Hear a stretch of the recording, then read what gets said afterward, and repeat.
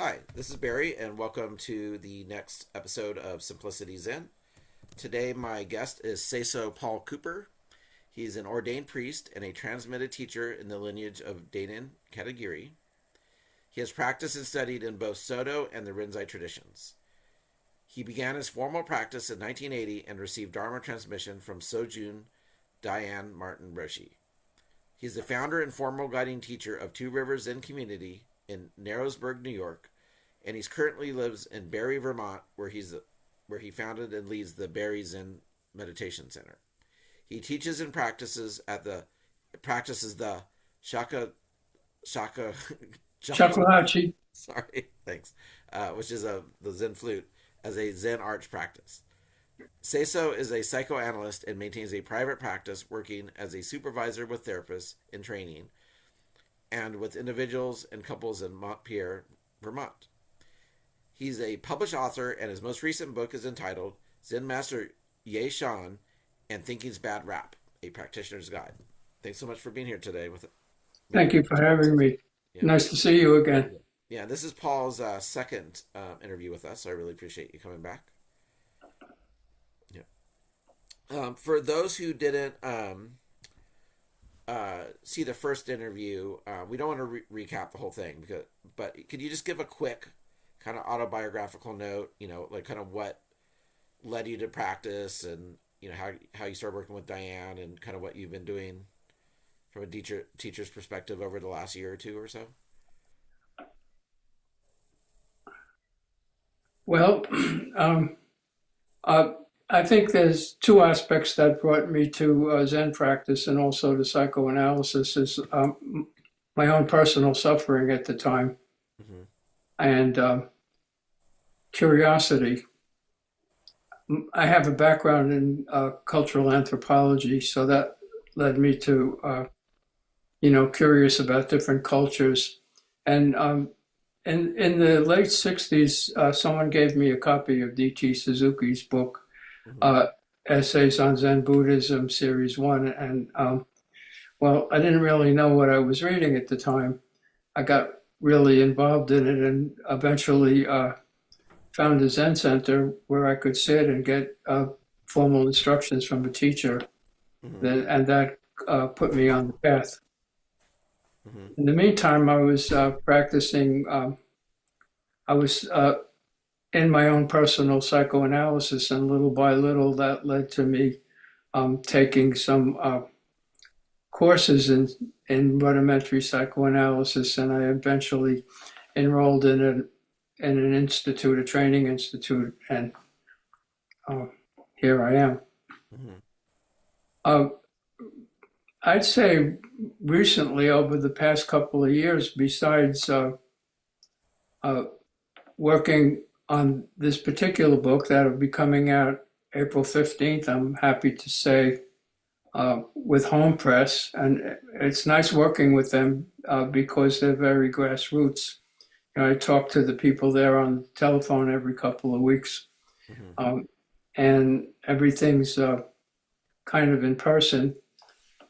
And we've been working on getting the book out, and they're generous. They're offering sample copies of the book to folks that are interested in reviewing it, or maybe seeing it as relevant and appropriate for their sanghas. Mm-hmm. So that's going on. In the meantime, I'm about 85% of the way through a manuscript on Eihei Dogen's Ika Myoju, One Bright Pearl. And I'd say over the past several years, I've been very absorbed in studying Dogen and giving talks on Dogen. A lot of that goes back to my studying on retreats, Genjo-e retreats with Shohaku Okumura Roshi, who, as most folks know, is probably the most important Zen teacher and Dogen scholar alive today. That's true. Yeah, very much. And besides being an amazing guy. Mm-hmm. So, Yeah, I only got to sit with him once. He did a 1-day retreat at Green Gulch, and I was able to join that. But yeah, uh, very, Yeah, you just Did he follow the Green Gold schedule, or did he do his Genjo style? no, he's done 50 minutes, Genjoe's. 50 minutes, 50 minutes. No, yeah, it was the Green Gold schedule, but he's done Genjoe retreats there, but that's just not if I remember correctly. But I don't think that's not what that retreat was. That was just a regular 1 day. He was polite. He followed the schedule. Yeah. Great. Yeah, and do you think the Dogen book will be same publisher, or is that still being worked out? Well, that's up in the air. I haven't submitted a proposal yet. I want to give this time a book release, see how the release goes and everything. But they're really a pleasure to work with. So and I have a good relationship with the publicity guy. How did you find out about them? Well, going back a number of years, and maybe you remember, there was a website called Sweeping Zen. Yeah. And he was getting books for folks to review. And I had the chance to review Richard Collins' re-editing of Tyson Deshimaru's book, Mushotoku Mind, The Heart of the Heart Sutra. It's a beautiful book. I highly recommend it for anyone that wants to study the Heart Sutra on that level, on a much deeper level. Richard saw the review and contacted me to thank me, and we started a conversation. And then another book came along called Simply Sitting that Philippe Coupé, who leads the Paris dojo in France, wrote it, and I reviewed it, and he got in touch with me too. And I saw that those books were published by Home, so I decided to contact them. When I was my other books are more about psychoanalysis and Buddhism and Zen, were published through Routledge, and that was a great venue for those books. But when I decided to write a book just about Zen practice, I thought Home would be a good choice, and I'm happy with that choice. Great, that's awesome. Can you talk a little bit about? We'll definitely get to the book. Can you talk a little bit about? So you started the Two Rivers, the Two Rivers Zen group, right? Yeah. And then you. I'm trying to remember the timeline in my head. How long ago did you move to where you live now? Just about. We're in our fourth year here in Barre. Okay, yeah. Are you still connected with the Two Rivers group, or? Minimally, because I appointed a successor. We had a formal stepping down from the seat and stepping up to the seat ceremonies at a final retreat that we had. And I wanted to give my successor some space to be able to call her own shots, and not asking me if it was okay all the time, which she did. But I still have some involvement. Occasionally, I'll give a talk. They have a 7-day-a-week Zooming Zazen schedule, and I'm responsible for one of the days. I decided to keep that going. That's something I do through Insight Timer. And can you tell me about the group up in where you're living now? Well, this group I started just a little over a year ago. November would be our 1-year anniversary. And I considered myself kind of retired, but it didn't feel right. And so one day I saw in a newsletter somewhere that the Unitarian Church here in Barre, which is about a 10-minute walk from my home, was sponsoring a meditation, what they call the meditation circle. And then I didn't see it anymore. So I thought they might be receptive to what I do. So I contacted the minister, and they invited me to use their sanctuary on Sunday evenings to have what they call the meditation circle. Hmm. And we promoted it locally, and people started coming because there were no other uh, Buddhist groups or Zen groups in Barre. There's quite a number of them in the region, especially in Montpelier, which is only about 15, 20 minutes away, depending on what part of the town you're talking about. Hmm. So he gave me the space, said, let's see how it goes. And it went well, so we continued. And after a while, um, we developed a reasonably good sized group. And they have a parish house next to the church that they were not using except for a business office. It was a beautiful old, huge house. And so we approached the president of the Unitarian Church and asked if we could use the space. And they were very welcoming, and they were eager to sponsor us. That's So That's great. it was really nice, incredibly generous of them. I asked them if how much rent they wanted for it, because we had looked at a church space at another nearby church, and they were seeking a rent that would have been too much for us to, especially because we didn't have a sangha yet. Hmm. And now we did. And they said, oh no, you already given so much to us by having the group. Wow, that's incredible It was generosity. amazing. So we collect donations every week, and at the end of the month, I forward the donations to the church. Hmm. They have expenses. They keep the building warm for us when we're using it, and I'm sure they have other expenses too. So we do that, and then I found out that they use our donations to help support a breakfast program that they have for homeless people. Wow, that's amazing. It's very inspiring. Is there a lot of crossover between the um, the people who go to the UU church and people who sit with you, or is it mostly No, Seiso not Paul? really. Like some folks are curious and maybe come over once in a while, but no. Hmm. I think the What? crossover goes in the other direction because a couple of our Sangha members, including myself, will often go to the UU services Hmm. on a Sunday. That's great. And you says walking distance. Do you generally walk there, or is it?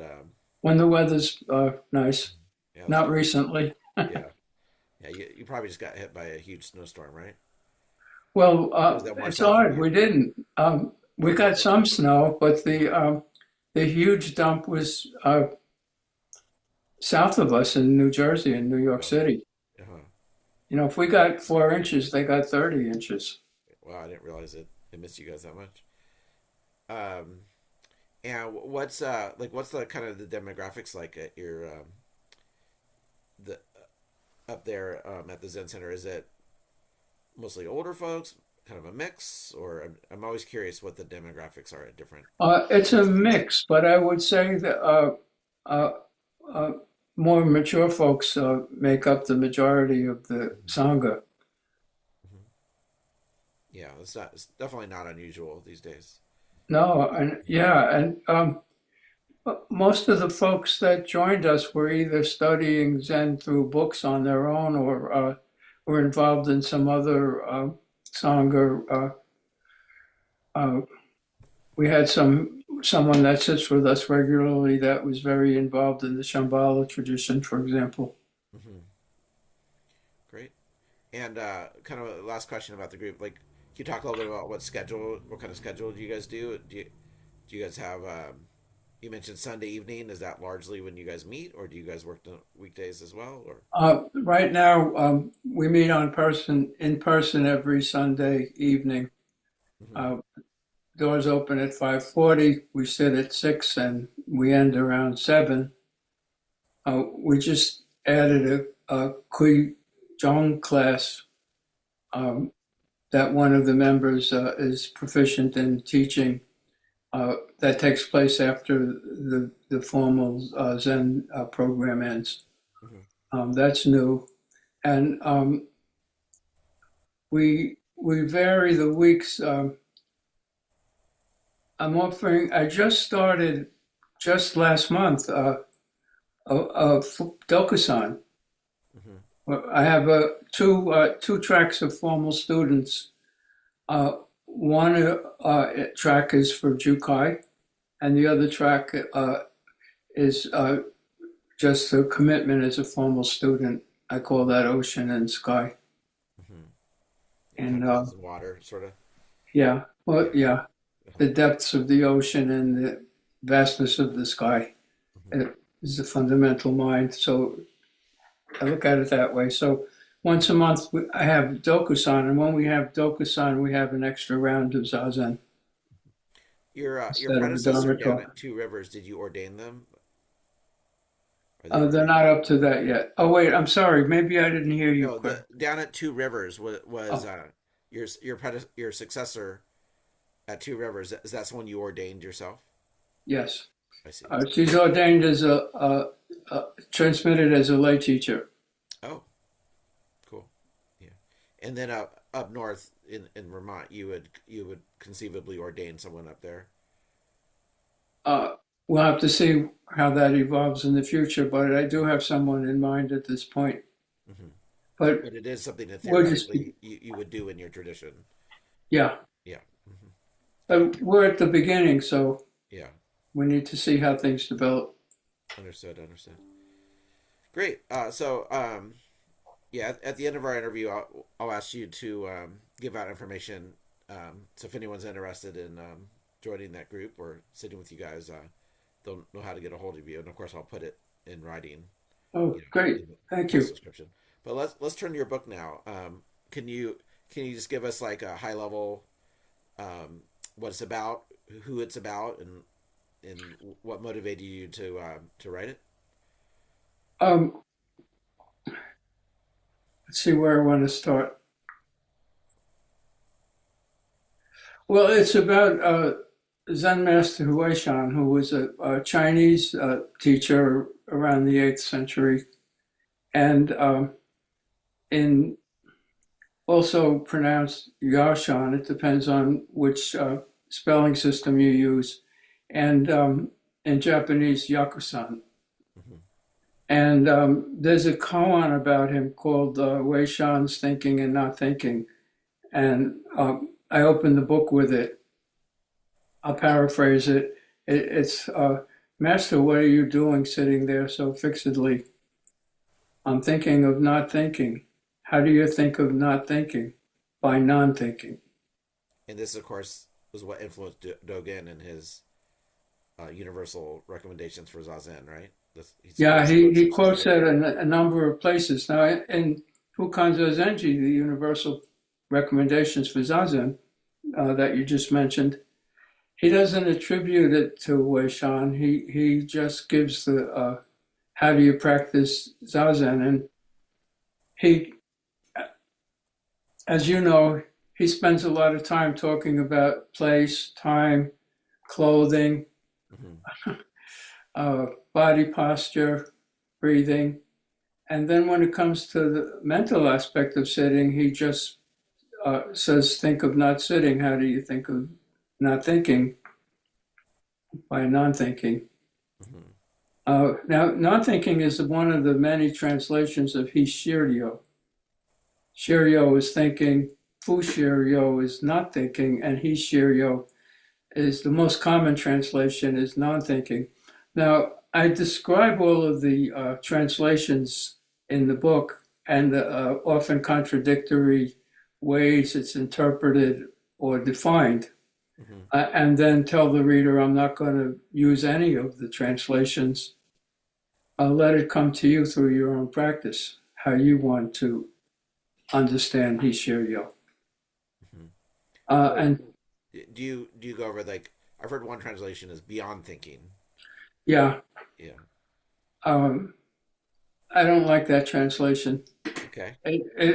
It's not meant. I spoke with Shohaku about this uh, uh, during a dokusan that I had with him, and he, I said it implies a transcendence, Hmm. and that's. I know you didn't mean it that way, but it implies that, especially for all of the New Age folks, and mystically thinking folks would misunderstand it that way.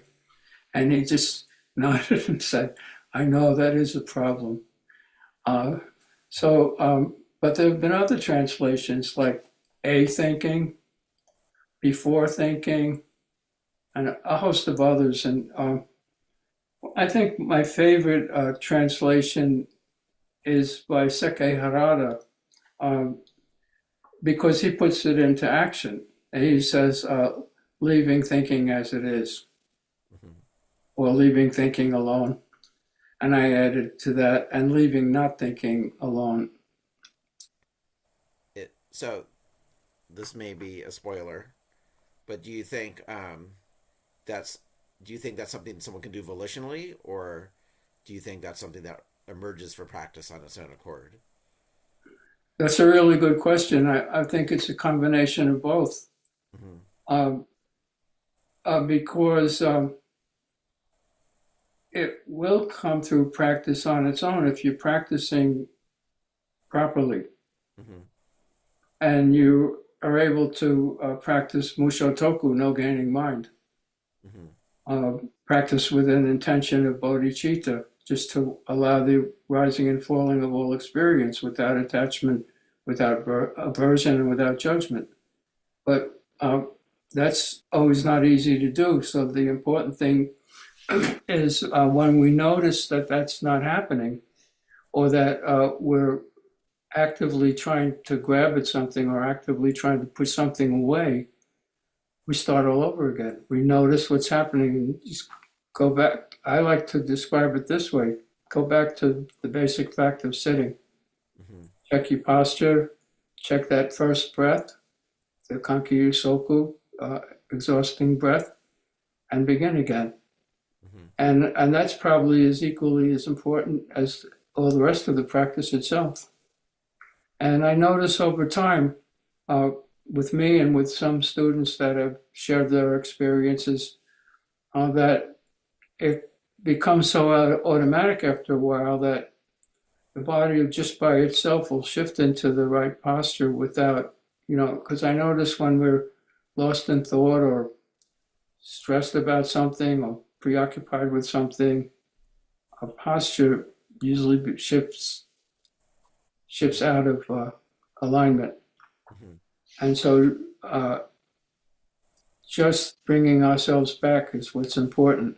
But I also say it's a mix of it evolving by itself and volitional action, because I would describe two types of thinking. One is passive, it's just what comes and goes by itself, and the other is active, like when we grab onto something or we start telling ourselves a story or worry whether we turned the stove off before we left the house or whatever it might be. Hmm. Um, and the passive thinking is important for Zazen practice, for Shikantaza practice, because it involves the alaya consciousness, the storehouse consciousness, where Huayan describes as everything that ever happened in our life is stored there, and sooner or later it's going to bubble up to the surface if we're sitting with no gaining mind, if we're sitting without an object of concentration. For example, you might have noticed that all of a sudden you'll be thinking about someone you hadn't thought about in 20 or 30 years. Hmm. And there might not even be anyone that had any consequence to your life. Might have been the kid that sat behind you in the third grade or something. And it's just there. And then it dissolves. And I think this is important for mental health because if we continue to sit, the whole body just sitting, It creates a container for these experiences so that we don't have to react to them anymore. Over time, might take a long time, but little by little, the reactional impact of the experience will wear itself out. The karma of the experience will wear itself out. Great. In the same document we were talking about from Dogen, he mentions take the backward step, and different translations, but one is shine the light of attention inwards. Do you What do you think the relationship? But do you think that's a separate instruction, or do you think that's related to think not thinking? Do you see what do you think there is a relationship, or do you think those are separate instructions? That's a good question. I haven't thought about that, but just off the top of my head, I think it's a reinforcement of the first instruction. Because when I notice that when Dogen thinks something's important, he repeats it, and often he repeats it in a different way. Mm-hmm. It's true. But I think he's also saying, he's also repeating something he said at the beginning of Fukanza Zenji. No use going off here and there to practice. It's right here now. He's saying something similar. Take the backward step. Shine the light on yourself. It's not out there. It's here and now is everything. Mm-hmm. And there's no it. It's just here and now is everything. Right. Whole being is Buddha nature. You recall that he retranslated the Chinese all beings have Buddha nature to whole being is Buddha nature. And he could get away with that because the pictogram for have and the pictogram for is in Chinese is the same. I didn't realize that. But he probably would have did that anyway. Mm-hmm. Thank you for that Dogen. Going off on that Dogen track. So he was inspired by this, by this. Did you say 8th century? Is that right? Well, I'm pretty sure it was the 8th century. Yeah. So this 8th century Chan master. What can you tell us about him? There's a lot of stories about him. Mm-hmm. That's one of the big stories. But he was pretty influential. Otherwise, there wouldn't be all these stories about him. In the transmission of the lamp, for example, that gives the lives of the Chan masters, tells different stories. I'm not thinking one right off the top of my head right now. Mm-hmm. A little bit of a moment there. Yeah. I might be getting him mixed up with someone else where he sees his face in the reflection in the water. Mm-hmm. Was one. Or things that he'd say outrageous things to his students. As another one, like kind of a. He was a Caodong teacher, right? Yeah. Soto, yeah. Mm-hmm. And what was it? The Dogen connection that brought him to your attention and interest? Like what yeah. Made you? Yeah. I started asking myself, this guy must have been pretty important. He keeps showing up in Dogen's writings. Mm-hmm. And Dogen references so many, dozens and dozens and dozens of Chan teachers, but he certainly has his favorites also. And so Wei Shan really stood out to me. But what really stood out to me about it is it's such a concise and condensed practice teaching. Mm-hmm. And my focus with my students is always on practice. As opposed to philosophy. Yeah. Mm-hmm. Not that they don't mix. And I think philosophy and doctrine are expressed through practice. Mm-hmm. Verified, you could also say, I think. Yeah, definitely. So was there a certain document of his that you based your book on, or was it a kind of a collection of various sources, or was there a particular book, or? many documents. Mm-hmm. Um, Dogen's Zazen, for example, where he spells it out more. Fukanza Zenji, Bandoa, Genjo Koan, Mm-hmm. the list goes on and on. So it sounds like Dogen's a lens through which you look at a lot of this teachings Yeah, through. Is and that I right? try to use Dogen's to the best of my ability uh, to speak about these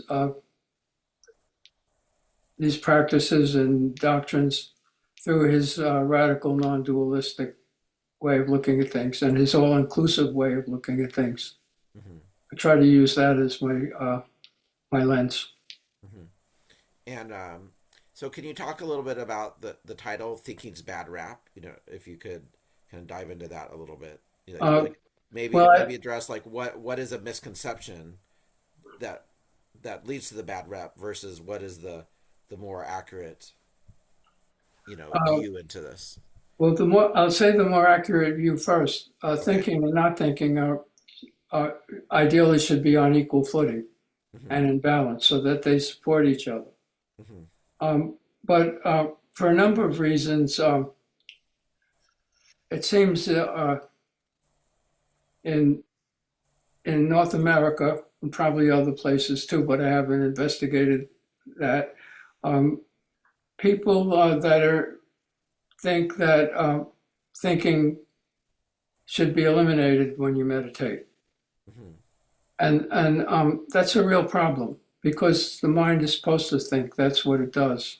That's its job. It's supposed to think. So how we relate to thinking is what becomes important. So, and I notice some folks get discouraged and give up pretty quickly. Um, and that's unfortunate because they can't stop themselves from thinking. Mm-hmm. And again, I think it's the relationship to thinking that's important. And that goes right back to the original Buddhist teachings of the will and life and death, the Bhava Chakra. One of the circles in it, which often gets overlooked because people seem to focus more on the 12 links or the six realms, of the ascending and descending states. And so you can take a thought in a positive direction or a negative direction, or in a neutral direction, which a more accurate translation is an indeterminate direction, Okay. because we don't know what the fruition of the karma is going to be of whatever that thought or action was. So it's indeterminate. So I wanted to offer a corrective. After all, it doesn't make any sense if you think about the Eightfold Noble Path from the Buddha's, Four Noble Truths of Existence. What is it, the first or second one? That there's right view and right thinking. Mm-hmm. So if thinking was such a bad thing that you needed to get rid of, why would there even be right thinking in the Eightfold Noble Path? Right. So in a way, it doesn't make any sense. Now, I understand in some ways where there's other influences. One of the great advantages, but it could be a disadvantage too, is that our culture has so many different options of spiritual practices from other cultures. Mm-hmm. So yoga, for example, has a different agenda. The Yoga Sutras of Patanjali, the second sutra, because the first sutra is now I'm going to talk about yoga, is Yoga Chitta Vritti Nirodha, which in Sanskrit means yoga is the cessation of the mind stuff. So if you buy into that, you're going to think that you're not supposed to think. But that's a different tradition. They just get all mishmashed together by a lot of people. So I'm seeking to bring people's attention to authentic shikantaza Soto Zen practice as promulgated by A.A. Dogen. Yeah. And to support what you're saying, one thing that comes to mind is the fourth of the five aggregates, samskara, which is I like to translate, a lot of times, formations or constructed thing or is used, but if you look at it in the context of the five aggregates, it's like the translations I like are choices or impulses, or decisions, and that obviously involves thinking. And the Buddha was very explicit that even an arhat, a fully enlightened being, still has a fully functioning five aggregate system. And so like that supports your point that the goal is not to get rid of thinking. It's the thing is changing the relationship to thinking. Yeah, and that's important. And some scholars, I think, extremely important. I like to translate it as habit formations, Mm-hmm. often unconscious or like unconscious preconceptions, and that become habits Mm-hmm. that need to be dealt with in one way or another. So when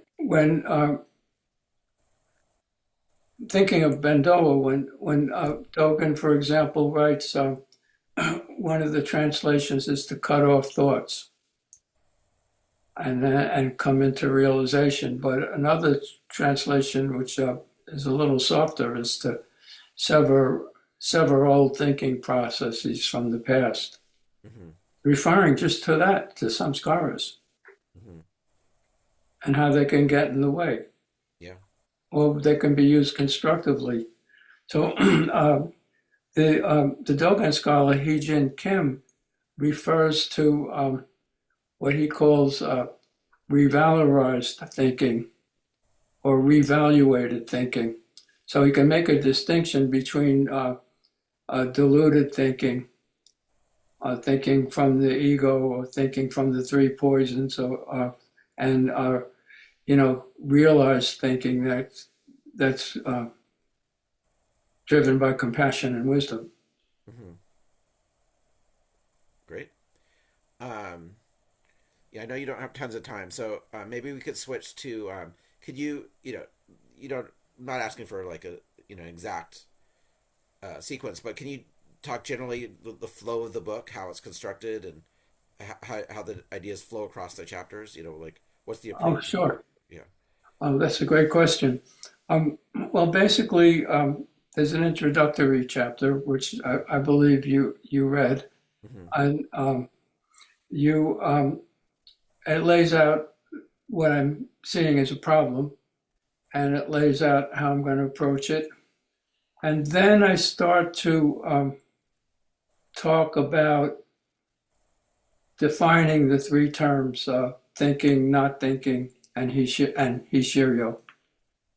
And I define them from, especially Hishiryo, from a philosophical direction, because lots of these Zen philosophers and scholars have, like Masao Abi and other folks have talked about it in different ways. And I point out some of the contradictions.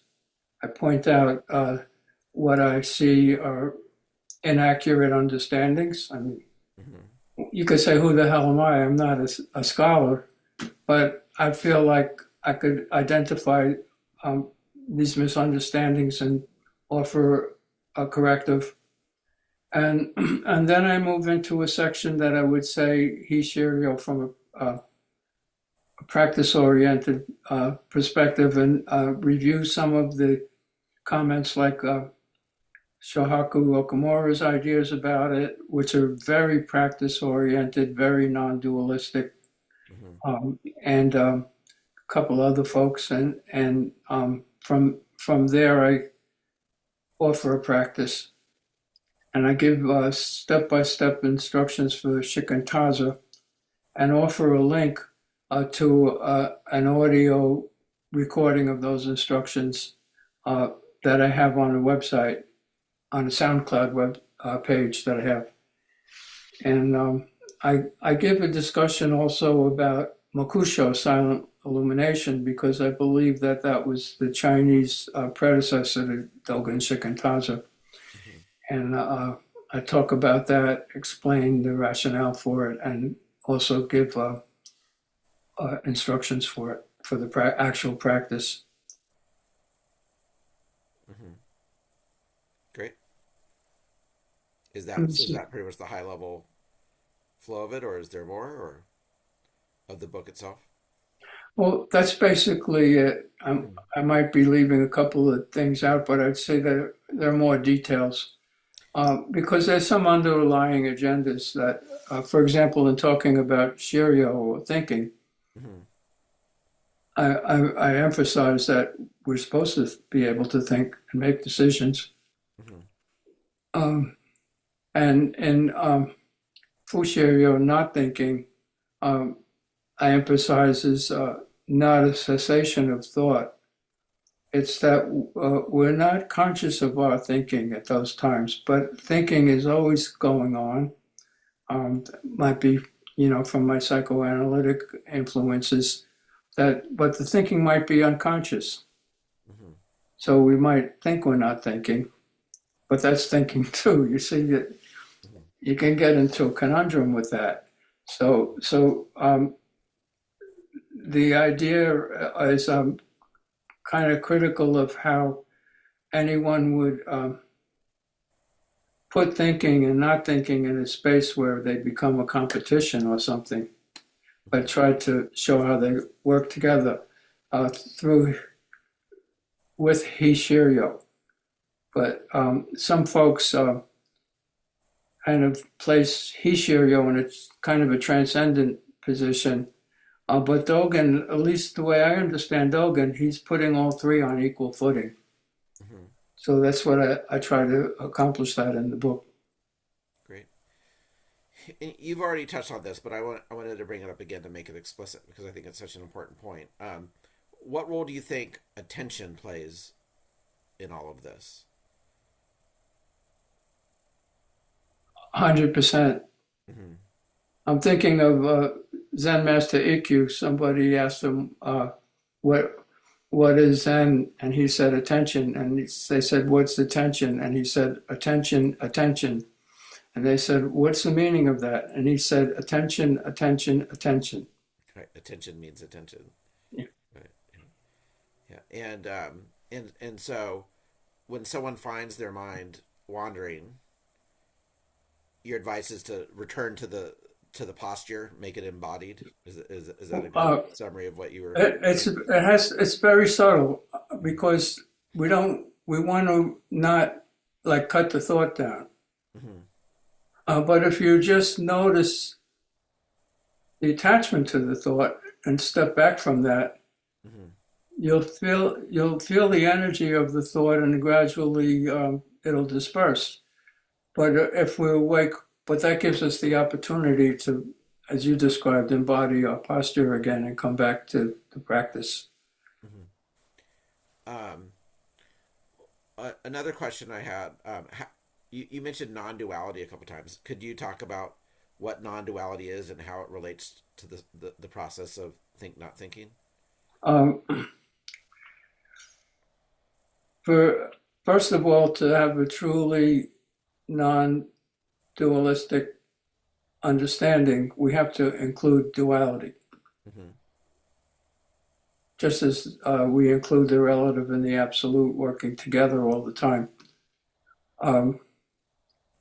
Now, that being said, non-duality would mean that nothing's excluded, everything's included, it's all working together. Zenki, total functioning. And that means we don't have to posit a goal for our practice, mm-hmm. because that would be a dualistic conception, that something is somewhere else. Mm-hmm. Or some state of mind is not this state of mind. So we're talking about, as you said, attention and presence. Attention and presence working together with the intention to maintain Mushotoku mind. Mm-hmm. No gaining mind. So I see that there's two kinds of practices. As you know, people often divide practices into calming practices and insight-oriented practices, shamatha, calm abiding, whatever you want to call it. I'm looking at practices either instrumental or facilitative, and that I believe is a deficit model because we're thinking that there's somewhere something that we don't have that we have to get. So it's instrumental and facilitative, it's goal-oriented, therefore it's dualistic. And expressive practice, which is an abundance practice, because we're, the way Dogen puts it, we already are. Whole being is Buddha nature. And when we sit, he talks about this, it sort of sounds a little mystical that the whole world is benefits.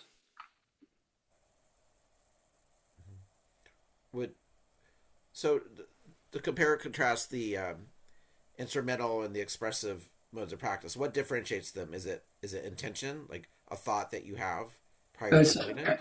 I would say, yeah, it's intention, because either we're intending to get something or get rid of something, or we're intending to be as we are. Mm-hmm.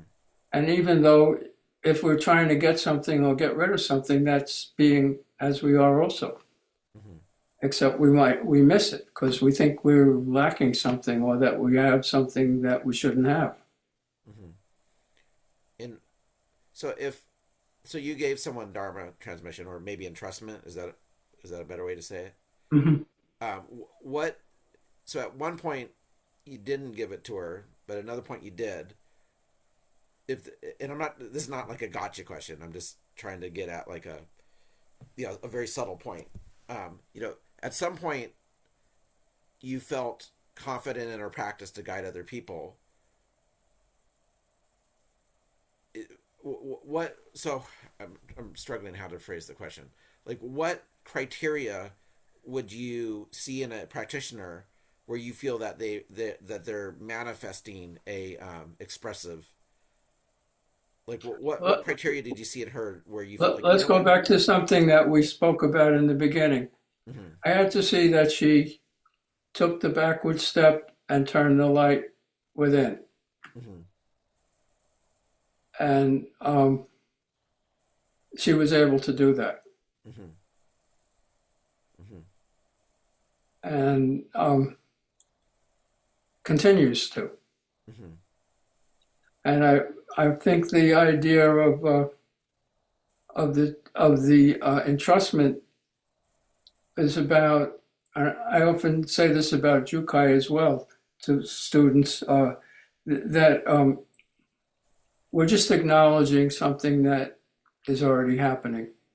Mm-hmm. We're formally acknowledging something that's already happening. That makes a lot of sense. Yeah. Can someone get better at the expressive aspect of Zazen? Yeah, but it's always a trickster at work. Yeah. I'll give you a personal example. Uh-huh. I'm going to sit now, and I'm promise myself I'm going to exercise Mushotoku. Okay. And then there's a voice that comes from the back of my head that says, and then you'll get what you really want. Right. You see, it's so subtle and pervasive, and that's why it's important for us to keep practicing. Mm-hmm. That's fascinating. Really nicely said. Thank you so much. Is there anything else you'd like to talk about regarding the book? Only that I hope people take a look at it and benefit from it. Mm-hmm. And can you remind me what the release date is again? April 15th. Okay. And if somebody wanted to reach out to you about the book or your practice center, what's the method for that? My email. Okay. Do you want to say it now, or should I just put it in the description? Sure. Because some people just the vast majority of people listen to these on the podcast networks where they're not necessarily seeing anything. It's CHUGAI 1 chugai108 at gmail.com. That's chugai108 at email.com. Chugai is my Dharma name from the Rinzai training. It means transcending universe. In other words, spaced out. In 108, it's like 108 bells and so forth. Yeah. Great. Well, thank you so much. I'm super looking forward to reading the book. I'm definitely going to read it, and I'll share it with my group. Thank you so much, Barry. Yeah. Thank you so much for joining me. How's your daughter doing? Good. Let me just. Oh, good. She's doing well. Thank you. I'll go ahead and end this, and we could chat about that.